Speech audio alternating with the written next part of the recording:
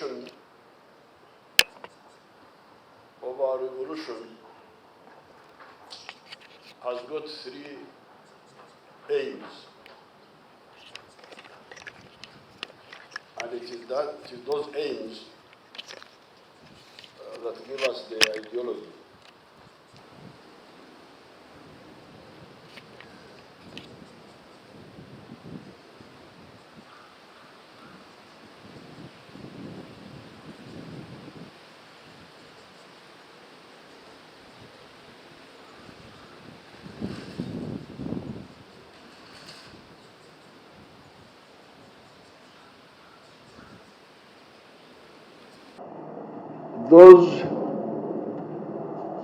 Those three are the elements in our mission.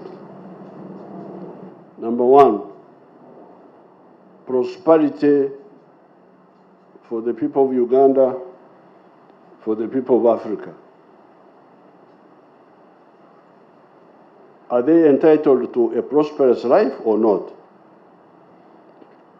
If you say they're entitled, then the next question is, how do you create prosperity? Can you create prosperity by donations from outside? Can you create prosperity by handouts from the government? How will you create prosperity?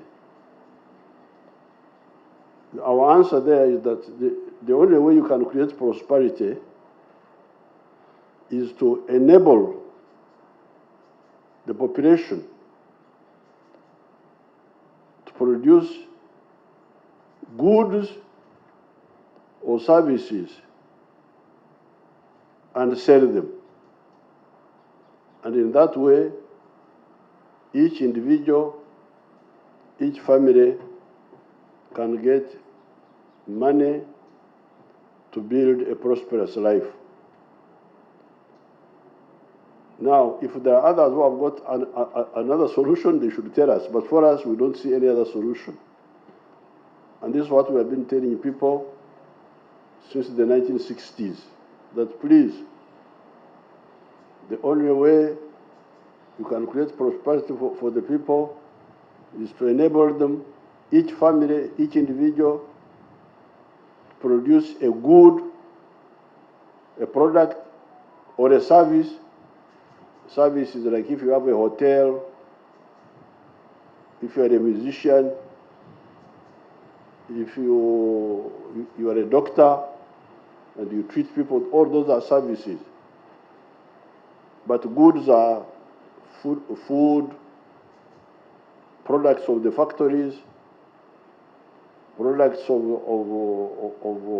artisanship, like carpentry and so on. Those are products. This is our answer. Now, then the next question is, if you produce a good or a service, who will buy it? Because if you produce a good or a service, but nobody buys it, the business will not continue. It will collapse. So therefore, here you have got two sides: production and market. Production and consumption.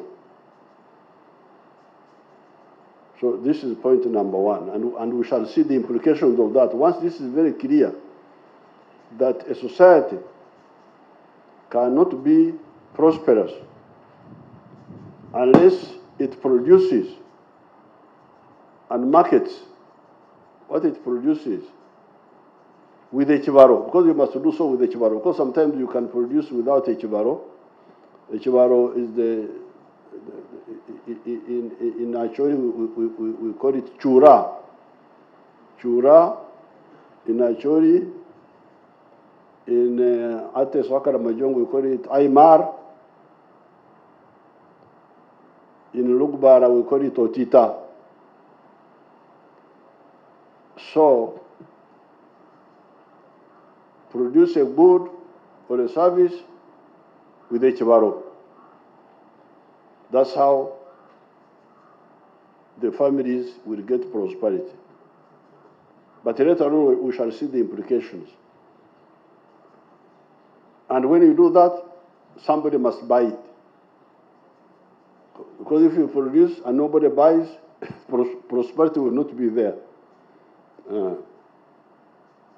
Now, the second mission is strategic security. To have security of our people against all threats, internal, external. We need that. You can see what is happening in Africa today, the chaos in Sudan, in Congo, in Mali, in Burkina Faso, in now Niger, in Chad, in all those places. This is because the political class don't know what to do. They are like the Church of Uganda prayer book.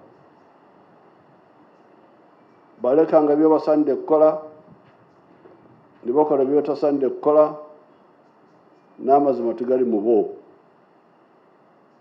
They left undone what they ought to have done, and they did what they ought not to have done, and there is no truth in them. All this chaos is leadership failure in Africa. And we were telling them in the 1960s, we were all here. This is the advantage I have over all of you fellows. What you fellows, you call history, I call current affairs.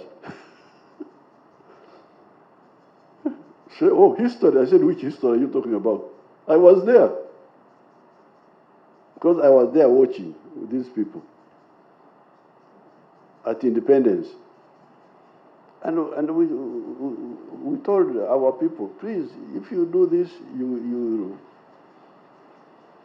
it will not work. Because for them, they were emphasizing identity, politics of identity. They thought identity was very important. I am a Catholic.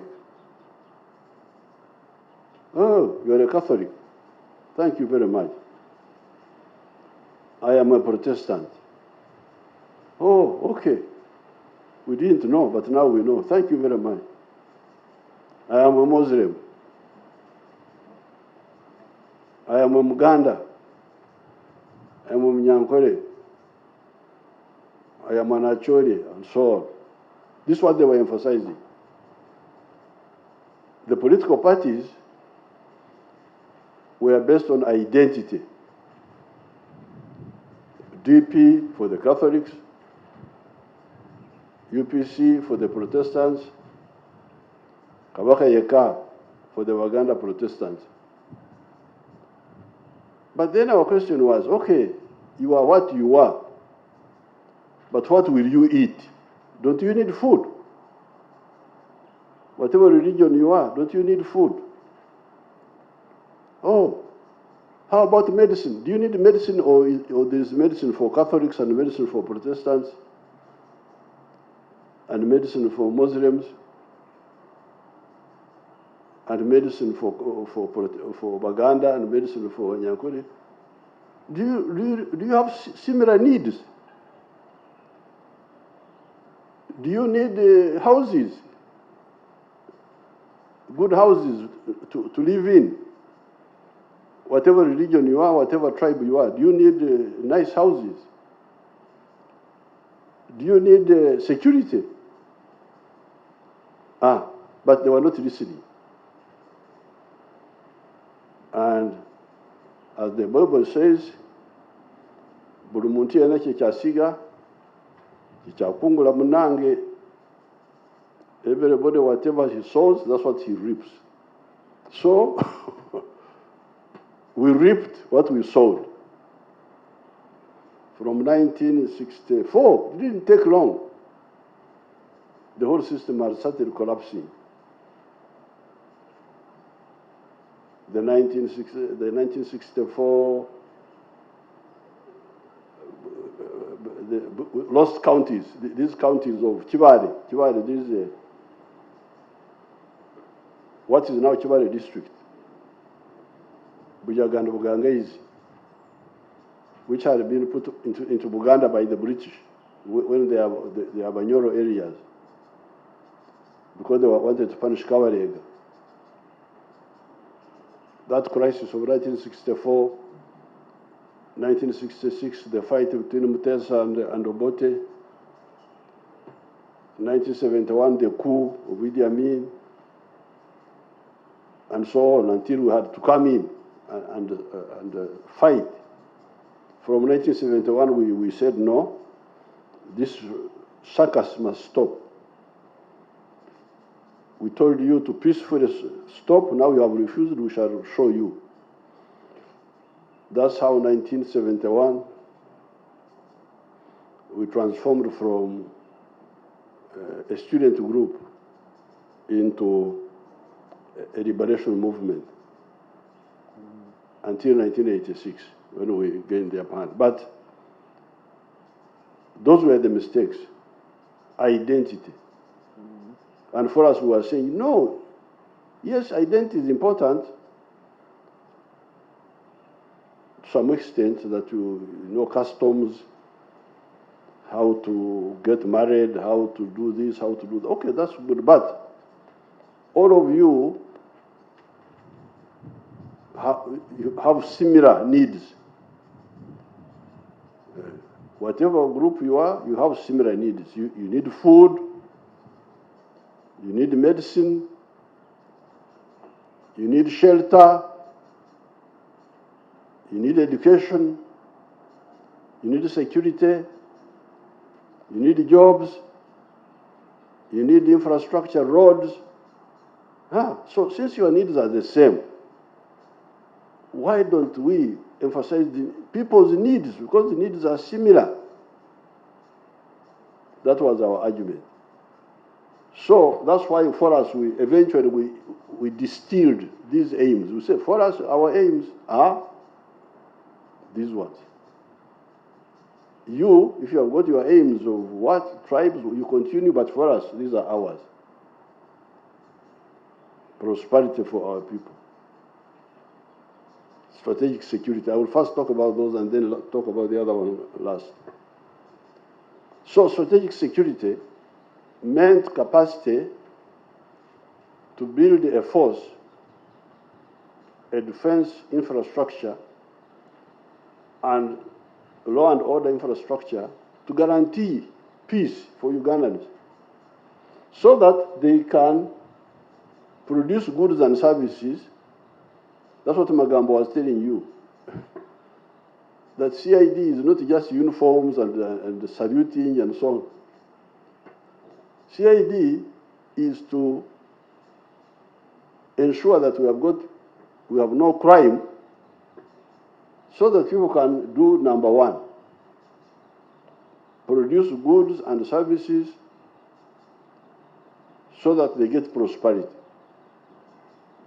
So when you get a CID officer who is not doing his work or her work, he's undermining our prosperity. Yeah. When you hear that an old woman has died because of poverty in the village, the CID may have contributed by not doing their work. Because how will people produce goods or services? Even now, as I speak now, we are giving this PDM. Even now, there are those cases. We are giving PDM this helping your villagers, your relatives, to get out of poverty by giving them cows, by giving them chicken, goats, but they are stolen. Theft is rampant, I hear. Theft. So the government is giving grant, free, or soft loans. I think these are soft loans in this case, but it gives grant to the circle of the parish, and then the circle gives a soft loan to your villagers. But they are stolen. The cows are stolen.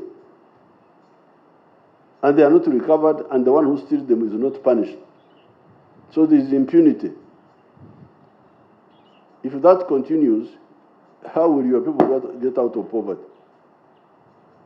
So you can see there is a direct linkage between CID policing with prosperity or lack of prosperity.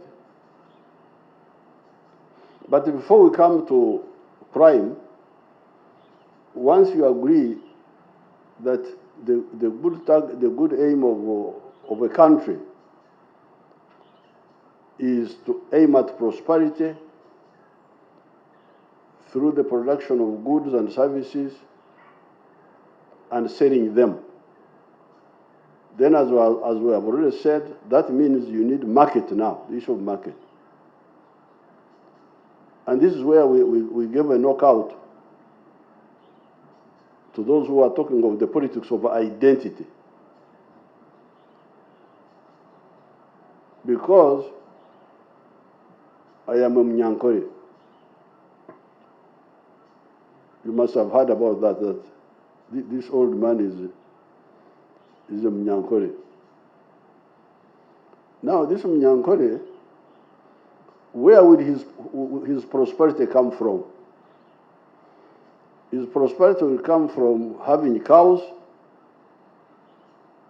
which produce milk and beef. And also many of the Banyankore have bananas also. They have other things, but let me just concentrate on those three. Milk, beef, bananas. Now, the problem I have is that all my neighbors in Rwakitura have cows. So they can't buy my milk. They have milk, I have milk. They can't buy from me, I can't buy from them. So we are stuck. They have bananas, I have bananas. They can't buy from me, I can't buy from them. But we meet in the morning, Agandi. But Agandi will not help me build a house. I need a house. I need a better house for my children and my grandchildren. And these Banyankore are not buying my milk. They are not buying my beef. Instead, they are just greeting me Agandi. So what do? I am stuck. But as we the Africans speak in our language, Mbanchari yao. You know, Africans, they are never in a hurry. It is as if they are just sitting there. Mbanchari yao, when I was still there, I heard that there was something called Uganda. Uganda. Uganda Chichi. What is Uganda? So Uganda is one country where you, the Banyankore, are part of. But there are other Ugandans who are not Banyankore. And some of these don't have time to look after cows. They are busy doing some other things. Some are traders in the town. Some are growing crops, but not cows. So they need milk to buy. Oh, ngamponye banange. Abana Uganda ngabamponyeza banange mbade nduwa nomfa wavu. A man in Samia language is called Omusacha. Okay, sit down. Now, your people, they tell you that you know you are very different. Different tribes. Different tribes. And they emphasize that. Then you have got chiefs. Then you have got what? The kings. Then they put on gowns and then. Banang. Get food, the banang. But these people are speaking the same language. Now you come to our Nilotic people. You come to the Acholis. Acholis, what do you call sun? Sun. Sun.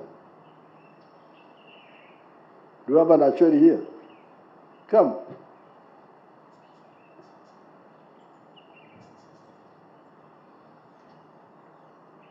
No, water. Let me say water. Water may be quicker. Water.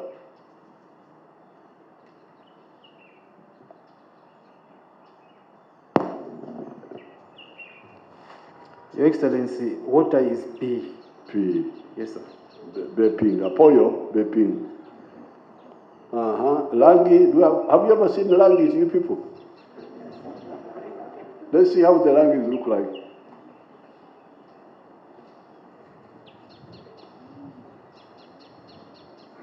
Apoyo bino nyara.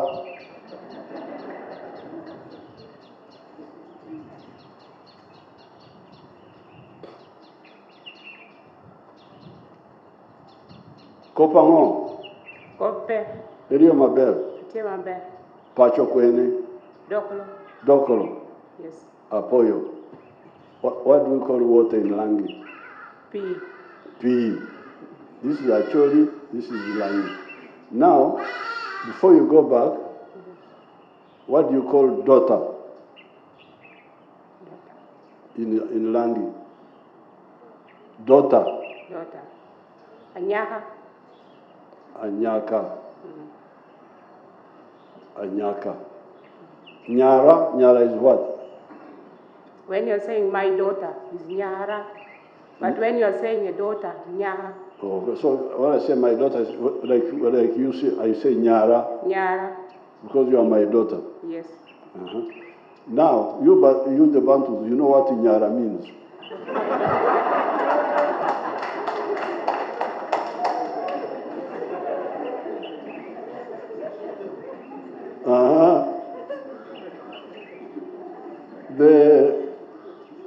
The Arur. Have you ever heard people called Arur? Arur, where? Tie Kwene.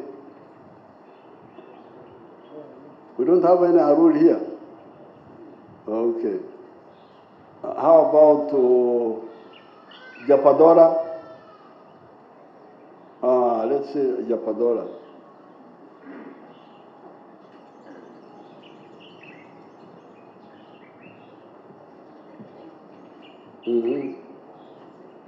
What do you call water in Japadora? Your Excellency, water is called P. P, the same. Japadola. In Japadora, in Langi, I'm sure even in Arur, actually it is all P. Kumam, do you know Kumam? Do you have a Kumam? Those Kumam are confused. Be careful about them. Come.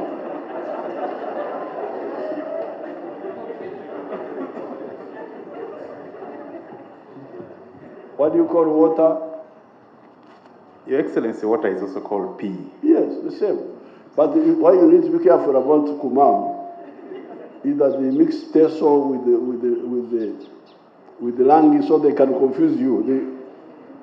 I was doing very well in rural language until I brought my PPSs as Kumam. They totally destroyed my language because they mixed Teso with the Luo. But that is P. So thank you very much. But you hear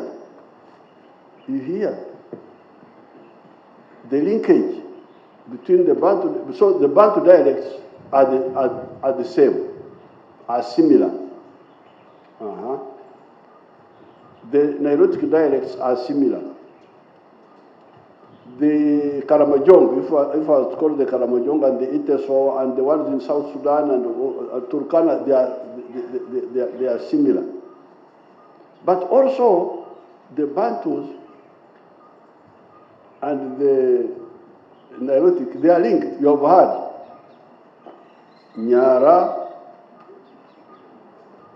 You know what it means in Bantu dialect. And it means daughter.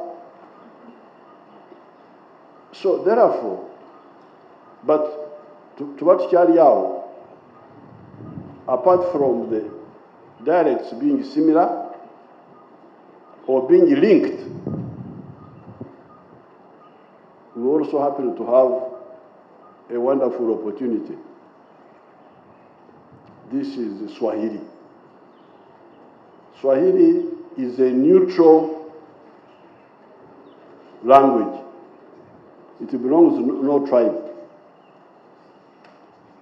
So it can unite us. We can use it. So therefore, with the NRM, we say, you people, in order to get prosperity, you need patriotism, you need Pan-Africanism, you need socio-economic transformation, you need democracy. And those mean that you need to unite.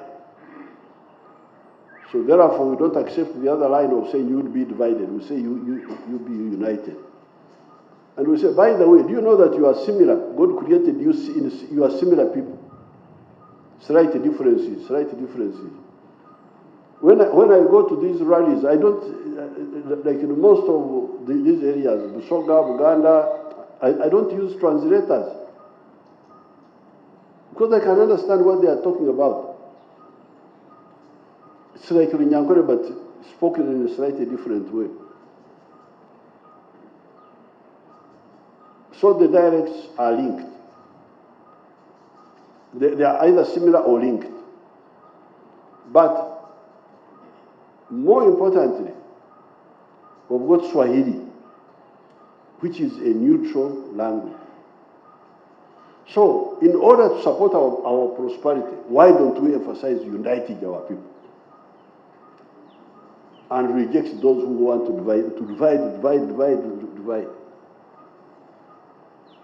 So, therefore, anybody, you cadres who work for the Republic of Uganda, it is important that you get this logic of the NRM. That this logic of telling you, love Uganda, love Africa, is not just for loving. It is because you need it. Your people need it. Your parents need it for their prosperity. That is the main message. So when you come back in September, I want to call you back so that you eat kalo. Then you can ask me questions and then we talk. And I don't want these people to put their programs again. Because now they put programs. When you go here, when you go there, you know in the Bible, Jesus visited two girls, Martha and Mariamu and Mary. And one of them was busy cooking and doing things. Then Jesus said, you have been denied the blessing because you didn't listen to the message. We need time to listen to the message, not meet, go here, go there. So next time when I call these young people, my staff, please make sure the whole afternoon has no program. So they ask me questions and I answer them. Kasinje is the big woman. Kasinje manange tukagayiride toteka ko abantu abalala when I call my children here. So Let us end here for today because I've got something urgent. We go for a group photograph. Did you have something to eat? Okay. Kwanga fawagana tugamba nti olugendo enjala terudda. Thank you very much. Yes, Your Excellency, we have, as Susan had said, we have 4 administrators whom I will ask quickly to stand up. I have Assistant Commissioner of Police, Emitu here, is our Commandant of Cavalier, and is assisted by Assistant Commissioner of Police, Doka.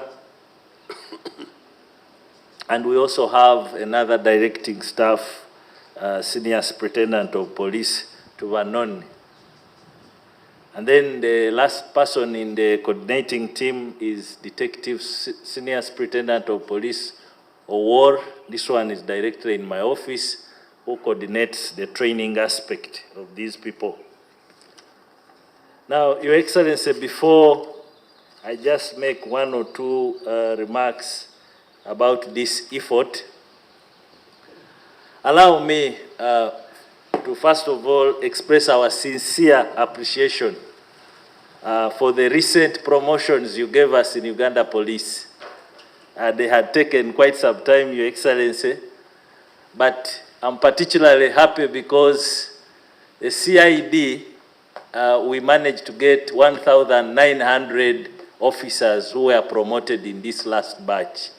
This was after 8 to almost 12 years. So it has given us a bit of good morale. But in this audience alone, Your Excellency, of 71 students, 46 of them were promoted to the rank of Superintendent of Police. And I want to ask them to stand up just for your attention, Your Excellency.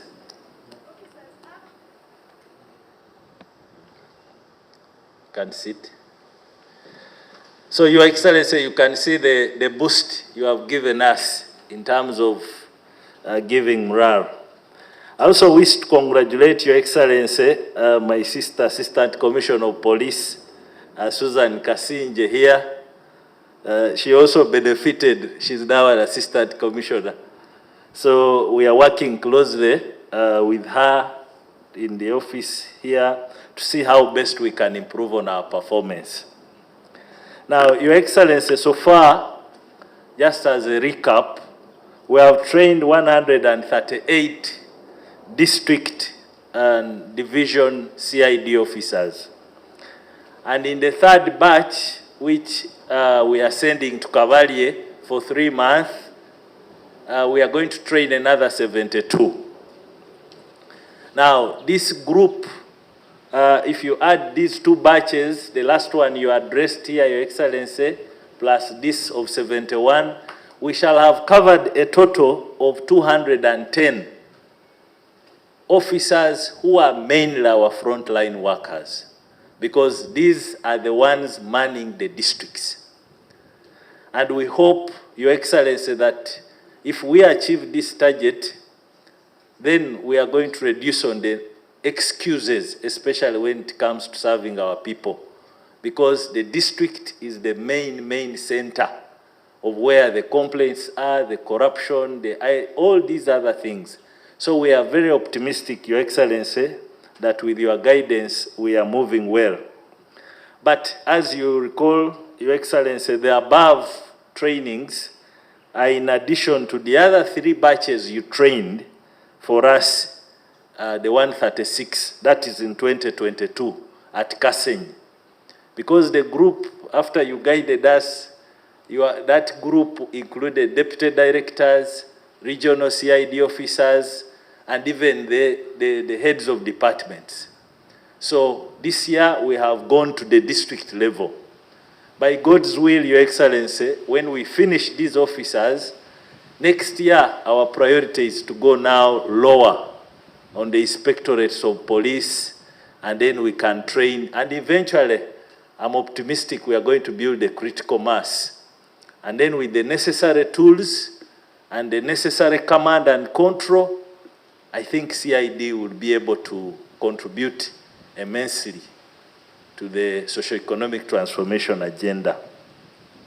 Now, these 71 students, they are just two ranks.